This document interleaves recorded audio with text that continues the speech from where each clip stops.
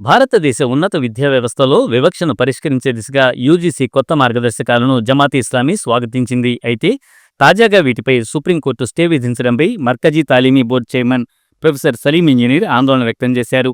కులం, మతం, లింగం, వైకల్యం, ప్రాంతం వంటి కారణాలపై వివక్షను గుర్తించడం సానుకూల పరిణామం అయినప్పటికీ ఈ నిబంధనల నిజమైన ప్రభావం వాటి అమలు, స్వయం ప్రతిపత్తి, ప్రాతినిధ్య స్వభావంపై ఆధారపడి ఉంటుందని ఆయన ఒక మీడియా ప్రకటనలో పేర్కొన్నారు. విద్య అనేది గౌరవం, న్యాయం, సమాన అవకాశాలను నిలబెట్టే స్థలంగా ఉండాలి. సమానత్వం కేవలం కాగితంపై ప్రకటనలుగా ఉండకూడదని ఆయన అన్నారు.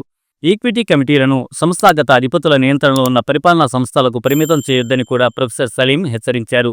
గత అనుభవాలను పరికిస్తే ఫిర్యాదులు, ఈక్విటీ యంత్రాంగాలు స్వాతంత్ర్యం, జవాబుదారీతనం లేనప్పుడు తరచుగా న్యాయం అందించడంలో విఫలమయ్యాయని Markazi Taleemi board chairman professor Salim Engineer నొక్కి చెప్పారు.